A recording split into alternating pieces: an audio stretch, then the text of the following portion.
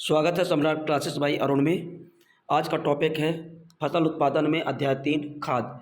सबसे महत्वपूर्ण इसमें एक लाइनर जो वाले क्वेश्चन आते हैं। अब यही प्रश्न आपके विकल्प सही जोड़ी सत्य सत्य में पूछे जा सकते हैं।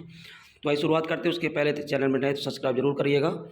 पहला प्रश्न है, पशुओं के मलमूत्र और बिछावन के सड़ने से तैयार खाद को क्या कहते हैं? उत्तर है गोबर की खाद। ठीक है।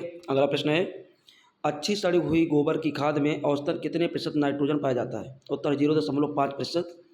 अगला प्रश्न है, गोबर की खाद में फास्फोरस यानी ये फास्फोरस सूत्र है P2O5 की औसत प्रतिशत मात्रा कितनी है होती है? उत्तर है 0.25%। अगला प्रश्न है, गोबर की खाद में पोटास की प्रतिशत मात्रा कितनी पाई जाती है? उत्तर 0.5%। अगला प्रश्न है, केंचुओं द्वारा जैविक कचरे को पचाकर तैयार की गई खाद को क्या कहा जाता है? Vermi compost. अगला प्रश्न है, वर्मी कंपोस्ट बनाने के लिए केंचुए की कौन सी प्रजाति सबसे उत्तम मानी जाती है? उत्तर आइसिनिया फेटिडा। अगला प्रश्न है, खेतों में हरी फसल को उगाकर उसी खेत में हल चलाकर दबाने की क्रिया क्या कहलाती है? ठीक है ना, उत्तर हरी खाद।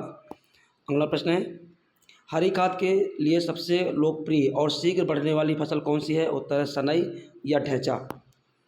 अगला प्रश्न है, कंपोस्ट बनाने की इंदौर विधि के आविष्कारक कौन थे? उत्तर है अल्बर्ट हार्वर्ड और Y.T. वार्ड।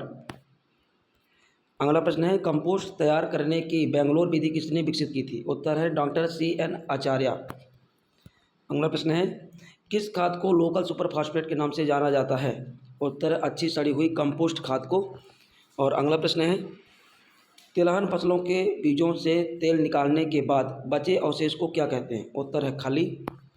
अगला प्रश्न है, अखाद्य खली का एक प्रमुख उदाहरण दीजिए। उत्तर है महुआ या नीम की खली।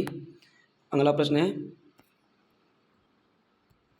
गोबर की खाद तैयार करने के लिए सबसे वैज्ञानिक और उपयुक्त विधि कौन सी है? उत्तर है ट्रेंच विधि, जिसे खाई विधि भी कहा जाता है। ठीक है। अगला प्रश्न है, गोबर की तुलना में पशुओं के मूत्र में किस तत्व की मात्रा अधिक पाई जाती है? उत्तर है नाइट्रोजन और पोटाश। अगला प्रश्न है, मृदा में कार्बनिक पदार्थों की मात्रा बढ़ाने के लिए किन खादों का प्रयोग किया जाता है? उत्तर है जीवांश खाद। ठीक है। अगला प्रश्न है, सांद्रित कार्बनिक खाद का एक उदाहरण क्या है? उत्तर मछली की खाद या खलिया। अगला प्रश्न है, हरी खाद की सब फसल को फूल आने की किस अवस्था पर मिट्टी में पलटना या दबाना चाहिए? उत्तर फूल आने के प्रारंभिक अवस्था पर। अगला प्रश्न है, नीम की खली का प्रयोग खेतों में करने से किस हानिकारक कीट या कीड़े से बचाव होता है? उत्तर दीमक या सूत्रकृमि। अगला प्रश्न है, शहरी कूड़े कचरे और मलबूत से तैयार होने वाली कंपोस्ट को क्या कहा जाता है? उत्तर शहरी कंपोस्ट। अगला है, केंचुए की कौन सी विसर्जन सामग्री यानी मल पौधों के लिए पोषक तत्वों से भरपूर होती है? उत्तर वर्मी कंपोस्ट।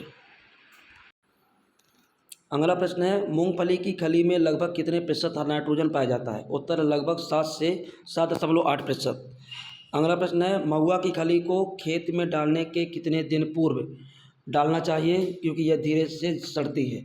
उत्तर बुवाई से लगभग 2 मुख्य माह, ठीक है ना, महीने पूर्व। अगला प्रश्न, मृदा में ह्यूमस का मुख्य स्रोत क्या है? उत्तर जीवांश या कार्बनिक खादें। और अगला प्रश्न है, हरी खाद के अपघटन सड़ने से मृदा की जल धारण क्षमता पर क्या प्रभाव पड़ता है? उत्तर जल धारण क्षमता बढ़ जाती है।